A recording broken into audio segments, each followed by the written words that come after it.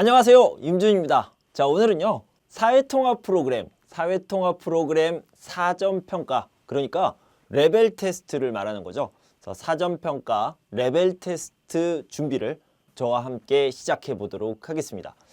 이 책으로 공부할 건데요, 조금 있다가 좀 더 자세히 설명드리도록 하겠습니다. 자, 먼저요 사회통합 프로그램 KIIP가 뭔지 오늘 첫 시간이니까 여러분께 이것에 대해서 설명드리도록 하겠습니다. 사회통합 프로그램은요, 자, 이렇게 나와 있습니다. 한번 읽어볼게요. 대한민국에 체류하는 이민자가 우리 사회 구성원으로 적응 자립하는 데 필수적인 기본 수양, 그러니까 한국어와 한국 문화, 한국 사회 이해를 체계적으로 활용할 수 있도록 개발된 사회통합 교육이다 라고 했는데요. 자, 여기를 보면요, 교육이다, 그러니까 배우는 거예요, 공부하는 거예요. 그런데 왜 배워요? 한국에 체류해요, 한국에 살다. 여러분들이요 한국에 살면서 편안해요, 편리해요, 편리할 수 있도록 대한민국에서 공부하세요, 이렇게 프로그램을 만든 겁니다. 자, 그것을요 사회통합 프로그램이라고 이야기합니다. 그러니까 대한민국에서 여러분들이 한국에 와서 금방 적응하고 편리하게 살 수 있도록 교육해주는, 공부할 수 있게 해주는 그런 프로그램이라고 생각하면 됩니다. 자, 이런 프로그램이 있는데 아주 오랜 시간 동안 공부를 해야 됩니다. 0단계부터 5단계까지 공부를 해야 되는데요. 어떻게 구성되어 있는지 한번 살펴봅시다. 자, 먼저 사회통합 프로그램을 공부하면 이 프로그램의 과정을 마치면 좋은 점이 있습니까? 어떤 것이 좋습니까? 이렇게 물어보는데요. 자, 어떤 것이 좋아요? 이런 것을 혜택이라고 얘기할 수 있습니다. 자, 크게 세 가지로 생각해 볼 수 있는데요. 하나는 귀화할 때 도움이 되고요. 여러분도 잘 알고 있을 겁니다. 두 번째는요, 영주 자격입니다. 즉 F5 비자를 이야기하는 거죠. 그래서 영주 자격을 획득할 때 도움이 되고요. 저는 귀화도 영주 자격 F5도 필요 없어요. 그러면 안 해도 돼요? 하면 좋아요. 여러분들이 비자를 신청할 때 혜택을, 좋은 것을 받을 수 있습니다. 그래서 여러분의 한국어 능력, 저는 한국어 잘해요, 이것을 증명할 수 있는 자료가 됩니다. 그러니까요, 비자, 사증 신청 시 혜택을 받을 수 있다, 이렇게 알아두시면 되겠습니다. 자, 아까 얘기했던 교육과정 구성입니다. 어떻게 되어 있습니까? 한국어와 한국 문화 과정이 있고요, 한국 사회 이해 과정이 있는데요. 자, 여기는 1단계부터 4단계까지 있는 거고요. 여기는 5단계가 있는 겁니다. 자, 어떻게 되어 있습니까? 자, 5단계로 되어 있는데, 자, 여기는 0단계, 0단계부터네요. 0단계 1, 2, 3, 4단계를요. 이름이 좀 달라요. 초급 1, 초급 2, 중급 1, 중급 2, 이런 식으로 이야기를 하게 됩니다. 자, 이런 과정이 끝나면요, 한국 사회 이해 과정으로 넘어가는데요. 5단계는요, 2개, 기본과 심화로 되어 있고, 기본은 50시간, 심화는 20시간. 기본 50시간은 영주용, 그러니까 F5 비자용을 이야기하는 거고요. 심화까지 같이 이렇게 70시간을 듣게 되면 귀화 시험을 볼 수 있는 자격, 종합평가를 볼 수 있는 자격이 생깁니다. 자, 우리 이렇게 이야기하면 좀 헷갈려요. 잘 모르니까 우리 표를 보면서 얘기해 봅시다. 자, 여기요 0단계부터 5단계까지가 있고요. 5단계는 이렇게 2개로 나눠져 있습니다.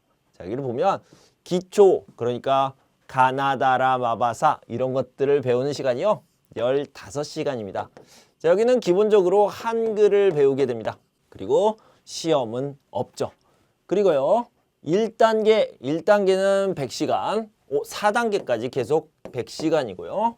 5단계는 70시간인데요. 만약에 영주용을 보고 싶으면 50시간만 하면 되는데, 귀화 시험을 보려고 하면 70시간을 이렇게 공부해야 된다라고 얘기했습니다. 자, 그런데요, 여기 보면 사전평가 점수가 있습니다. 여러분들이 시험을 보고 나서요, 그 다음에 점수를 받게 됩니다. 그러면 여러분들이 어떤 클래스에 들어갈지 결정이 되는데요. 선생님, 사전평가가 뭡니까? 자, 정확한 의미를 이야기하자면 프로그램을 시작하기 전에 평가를 하는 겁니다. 시험을 보는 거죠. 그래서요, 영어로 이야기한다면 이게 레벨 테스트가 되는 거죠. 그래서요, 사전평가 레벨 테스트 후에 점수에 따라서 단계를 배정받습니다. 어느 클래스로 갈지 배정을 받는 겁니다. 자, 여러분 여기를 보면 15시간으로 시작해서 100시간, 100시간, 100시간, 100시간 이렇게 오랜 시간 동안 공부해야 되는데, 만약에 여러분들이 이 레벨 테스트 그리고 사전평가를 아주 잘 봐서요, 4단계부터 시작을 합니다. 그러면 이 시간을 모두 세이브할 수 있게 되죠. 여기서 바로 이렇게 시작할 수 있게 되고요. 시험을 더 잘 보면 여기서 시작할 수 있습니다. 그래서요, 이것도 세이브할 수 있겠죠. 그래서요, 사전평가가 그만큼 중요합니다. 시간도 절약해요. 세이브할 수 있고요. 돈도 세이브할 수 있죠. 물론 이런 프로그램은 공짜지만 여러분들이 시간도 차비도 노력도 투자해야 되니까 이렇게 시험을 잘 보면 여러 가지로 좋을 수 있습니다. 그래서 이 레벨 테스트, 이 사전평가는 아주 중요하다, 이렇게 생각하시면 되겠습니다. 자, 우리는 이 책으로 공부할 겁니다. 자, 이 책에는요, 제 얼굴이 이렇게 나와 있습니다. 그래서요, 이 책이 맞나? 이렇게 고민하지 않으셔도 돼요. 그냥 임준 선생님의 얼굴이 있으면 준비하시면 되겠습니다. 사회통합 프로그램 사전평가 단기 완성이고요. 시대고시기획에서 나온 책입니다. 자, 이 책으로 공부할 건데요. 조금 있다가 시작해 보도록 하겠습니다. 자, 평가 방법은 이런 식입니다. 그래서 50문제를 60분 동안 보게 되고요. 이것이 필기시험, 쓰는 시험이고요.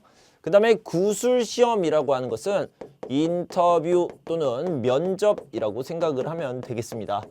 구술시험은 5문제가 있고요. 10분 동안 시험을 보게 됩니다. 자, 필기시험 같은 경우에는 객관식이 이렇게 48문제가 나오는데요. 한국어가 주로 나옵니다. 자, 제가 레벨 테스트, 그러니까 사전평가는요, 레벨 테스트다 이렇게 얘기했잖아요. 레벨 테스트를 해서 어떻게 결정을 해요? 0단계부터 5단계까지 이렇게 평가를 하는 겁니다. 그죠?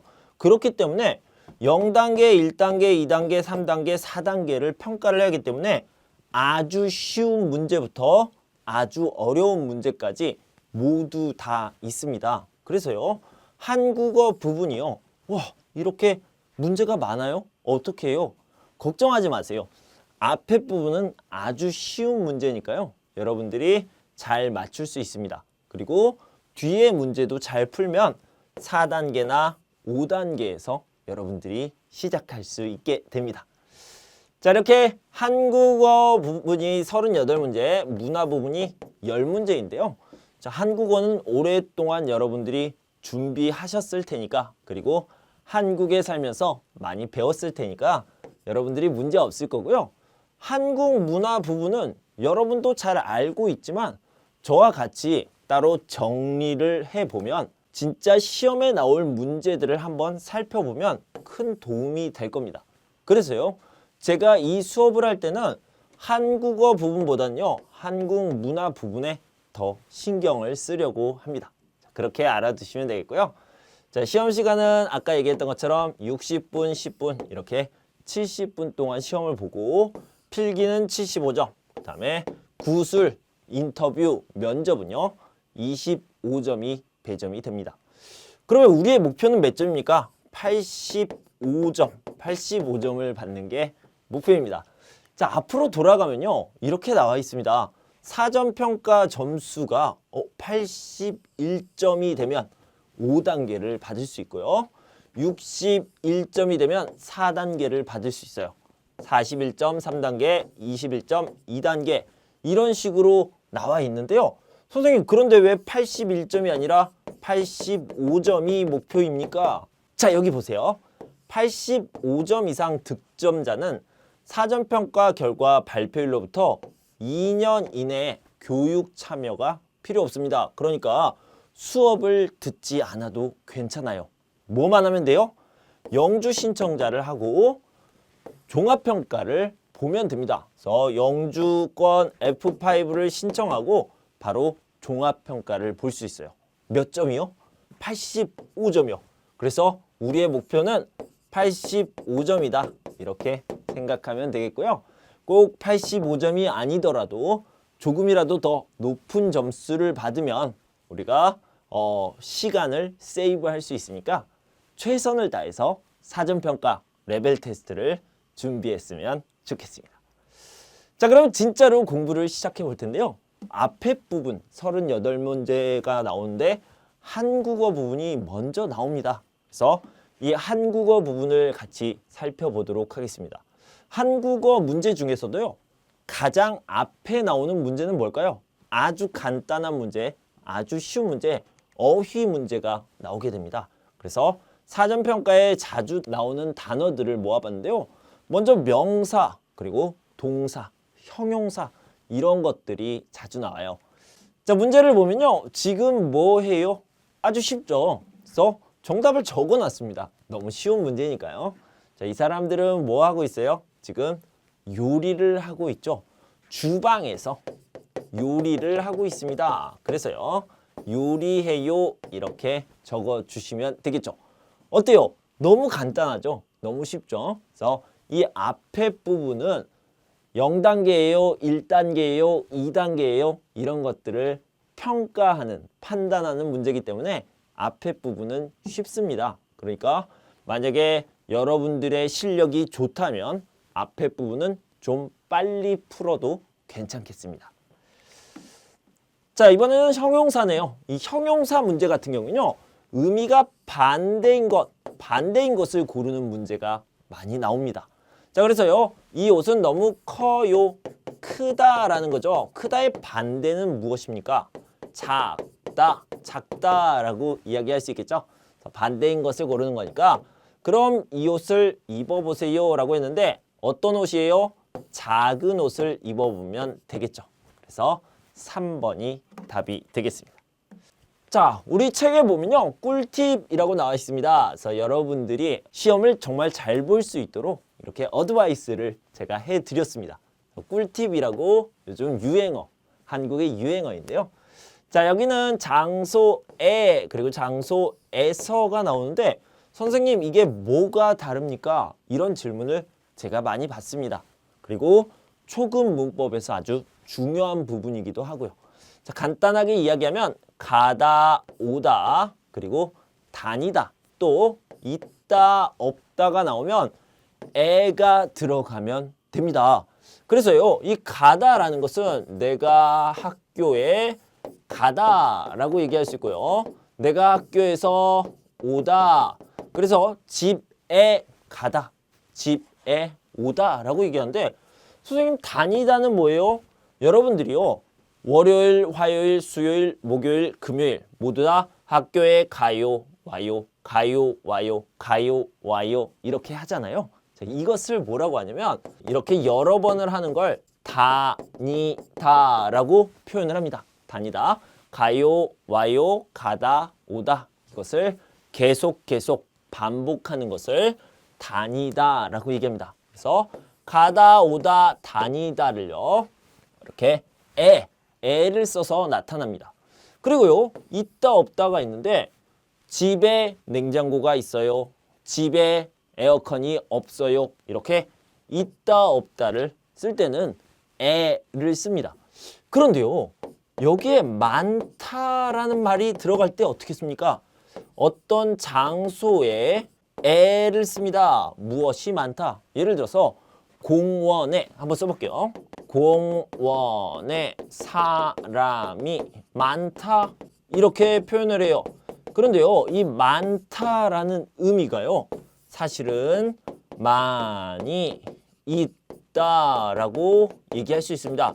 그래서 여기도 많다라는 의미도요, 있다라고 해석이 되기 때문에 여기에도 에가 붙습니다. 뭐뭐에 사람이 많다, 많이 있다, 적다, 조금 있다. 그래서 있다라는 말이 들어가니까 에를 씁니다. 그래서 여기요. 동사는 아니지만 많다는요. 많이 있다라는 뜻이기 때문에 많다도 역시 에가 들어간다. 이렇게 기억하시면 되겠습니다. 실제로 제가 교육 현장에서 교실에서 가르쳐 보면요. 이 많다를 쓸 때 학생들이 좀 어려워하는 부분이 있는데 여러분들이 조금만 바꿔서 생각하시면 좋겠습니다. 많이 있다라고 생각을 하시면 되겠습니다. 선생님 그러면 N은 이제 알겠습니다. 가다, 오다, 다니다, 있다, 없다, 그리고 많다, 적다. 네, 잘 알겠어요. 그러면 에서는 언제 씁니까? 에서는 더 간단해요. 왜냐면 지금 공부한 것들이 아니고 다른 것들, 다른 모든 것들을 쓸 때 에서를 씁니다. 자, 여기를 보면요. 공부하다, 쇼핑하다, 자다, 일하다, 먹다, 마시다, 옷 입다 이런 것들 있잖아요. 자, 어떤 행동을 할 때, 어떤 동사를 쓸 때는요. 무조건 에서를 씁니다. 언제요? 위에 있는 것들이 아니면 무조건 에서를 씁니다. 저는 지금 교실에서, 스튜디오에서 가르치죠. 왜 에서를 썼어요? 가르치다, 가다 오다 다니다 있다 없다가 아니에요.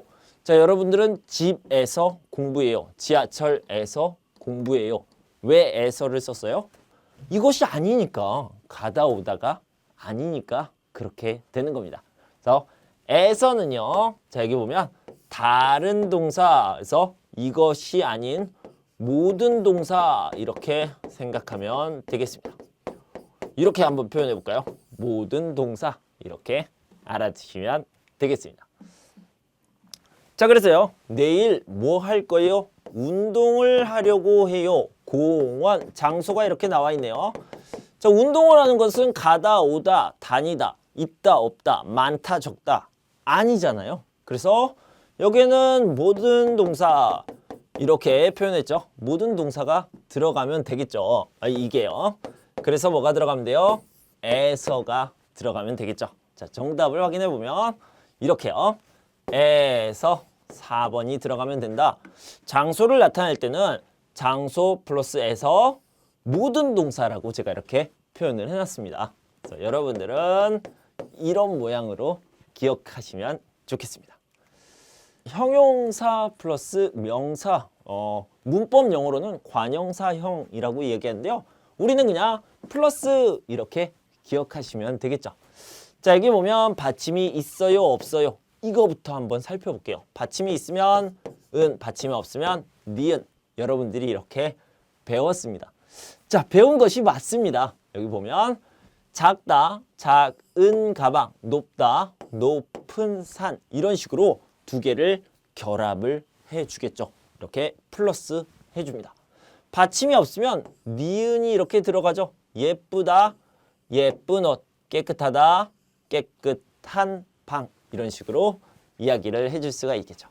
자, 그런데요. 이렇게 받침이 있는데 좀 특별한 받침들이 있습니다. 받침이 비읍일 때는요. 여러분들이 운이라고 생각하면 돼요. 그래서 비읍은요. 어떻게 바뀌어요? 우로 바뀐다. 우로 바뀐다. 이렇게 생각을 하면 되겠고요. 그래서 아름답다는요. 아름다우에다가 니은이 들어간 형태. 아름다운 바다. 이렇게 얘기할 수 있고요. 덥다 날씨, 더운 날씨 이런 식으로 이야기해 주시면 되겠습니다. 자, 받침이 리을일 때는 어떻게 됩니까? 좀 어려운 말을 썼는데요. 리을 탈락이라는 말이 써 있습니다. 그래서 쉬운 말로 한번 써봤어요. 없어지는 거예요. 리을이 없어집니다. 그리고 플러스 니은 이렇게 되는 겁니다. 자, 그래서 예를 들면요. 멀다, 나라 이렇게 얘기할 수 있겠죠. 자, 멀다에서요. 리을이니까 리을 어떻게 돼요? 없어짐, 없어집니다. 그러면 뭐 플러스 나라인데 여기 받침이 없을 때는 어떻게 돼요? 받침이 없을 때는 니은이 플러스 되죠. 그래서 먼 나라. 자, 여기를 봅시다. 멀다 나라는요. 먼 나라로 이렇게 바뀔 수 있겠죠. 자, 하나만 더 해봅시다. 길다 머리라고 했는데 리을이 없어진다. 아무것도 없을 때는 어떻게 해요? 니은이 이렇게 플러스 된다 라고 얘기했죠. 그래서 긴 머리 이런 식으로 표현이 될 수 있습니다. 자, 이렇게 형용사와 명사가 결합되는 과정을 살펴봤는데요. 자, 이번에는요. 형용사가 아니라 동사는 어떻게 됩니까? 여기 봅시다. 동사와 명사는요. 이렇게 좀 복잡해 보입니다. 왜요? 동사 같은 경우에는요. 과거, 현재, 미래 이렇게 시간, 시제가 나오기 때문에 조금 복잡할 수 있습니다. 자, 하나씩 정리해 보도록 할게요. 자, 동사는요. 먼저 받침이 있을 때 은이라고 과거 형태로 나올 수 있고요.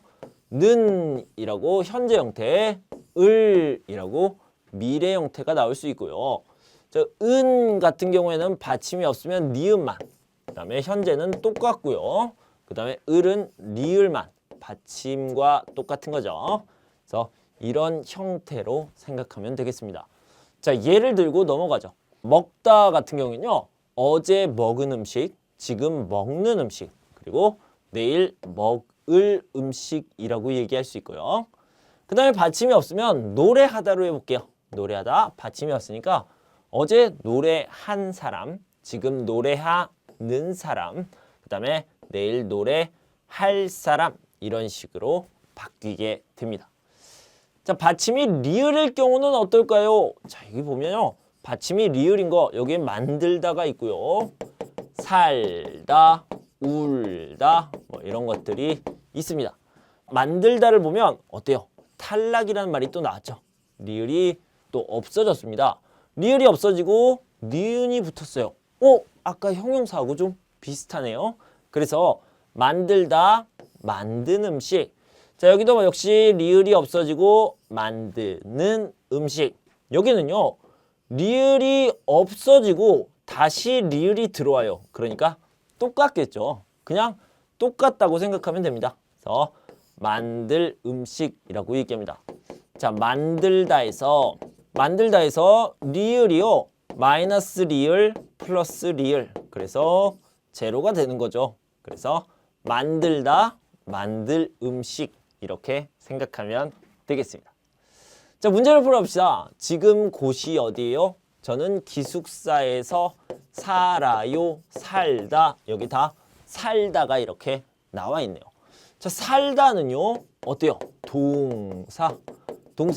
그리고 현재이기 때문에 뭐라고 표현해야 돼요? 는이 들어가야 되고요.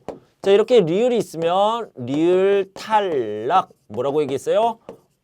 없어짐이라고 얘기했죠. 그래서 리을이 없어지고 는이 들어가면 되니까 사는이 되겠죠. 자, 정답을 보면요. 지금 살다 집은 리을이 없어지고 는을 써서 연결하는 사는 집이다. 이렇게 얘기할 수 있습니다. 3번이 답이 되겠죠. 자, 연결 표현을 좀 보도록 하겠습니다. 두 개를 연결해 주는 과정을 얘기합니다. 저는 이렇게 표현해 봤어요. and, but, though, if, for, because. 자, 이렇게 얘기를 해봤는데요. 자, 이런 표현들은 한국어로 어떻게 얘기할까요? 자, and 같은 경우에는요. 뭐뭐은데다가 뭐뭐을 뿐만 아니라 뭐뭇은 물론이고 뭐뭐는 말할 것도 없고 이런 식으로 표현을 해주시면 됩니다. 자, 보면요. 그 사람은 한국어를 잘해요. 일본어를 잘해요. 두 개를 연결했습니다. 뭐라고 얘기해요? 그 사람은 한국어도 잘하고 일본어도 잘해요. 이런 식으로 이야기할 수 있다는 거죠. 뭐뭐은 데다가 역시 and라는 뜻입니다. 그 식당은 음식이 맛있어요. 그리고 친절해요. 음식이 맛있는 데다가 라고 표현하고요. 뭐뭐을 뿐만 아니라 철수는 성격이 좋아요. 잘생겼어요. 성격이 좋을 뿐만 아니라 잘생겼어요. 그 가수는 노래를 잘해요. 춤도 잘 춰요. 노래를 잘하는 것은 당연해요. 물론이고 그리고 춤도 잘 춰요. 이런 식으로 연결할 수 있고요. 자, 이런 표현도 좀 있습니다. 좀 어려운 표현, 고급에서 나오는 표현인데요. 봅시다. 그 배우는 연기를 잘해요. 노래도 잘해요. 라고 얘기했는데 연기를 잘하는 것 말할 필요 없어요. 당연해요. 라는 표현으로요. 연기는 말할 것도 없고 노래도 잘합니다. 이렇게 표현할 수 있습니다. 자, 다음에 but 이곳을 보면요. 서로 다른 내용으로 연결된다. 여러분들이 잘 알고 있는 거죠. 그래서 나는 키가 커요. but 동생은 키가 작아요. 나는 키가 크지만 동생은 키가 작아요. 이런 식으로 연결됩니다. 내 아내는 드라마를 좋아해요. 영화를 안 좋아해요. but 그래서 내 아내는 드라마는 좋아하는데로 연결할 수 있고요. 영화는 안 좋아해요. 공부를 열심히 했어요. but 시험 결과는 좋지 않아요. 이렇게 반대되는 이야기가 나왔죠. 그래서 공부를 열심히 했으나 그러나 에서 나온 말입니다. 시험 결과는 좋지 않았다. 이렇게 연결할 수 있습니다. 자, 다음은 도움입니다. 약간 but 비슷한 느낌이지만 조금 다른 느낌이 있습니다. 자, 살펴봅시다. 아무리 운동을 해요. 하지만 살이 빠지지 않아요. 아무리 운동을 해도 이렇게 아웃도를 쓸 수 있죠. 살이 빠지지 않아요. 바빠요. 하지만 꼭 숙제를 하세요. 바쁘시더라도 꼭 숙제를 해야 됩니다. 날씨가 추워요. 하지만 공원에 사람이 많아요. 날씨가 추운데도 공원에 사람이 많아요. 이런 느낌들을 잘 알아두시고요. 같이 정리해 두시면 좋을 것 같습니다. 자, 다음은 if입니다. 여러분들이 잘 알고 있죠? 이렇게 가정이나 조건을 이야기하는 건데요. 그냥 여러분들은 if는 으면, 는다면 이렇게 정리해 두시면 더 편리할 것 같습니다. 이번 주말에 날씨가 좋으면 if 좋다라고 얘기할 때 좋으면 공원에서 산책할 거예요. 만약에 당첨된다면 세계 여행을 할 거예요. 뭐요? 로터리에 당첨된다면 복권에 당첨된다면 if 당첨 이렇게 얘기할 수 있겠죠.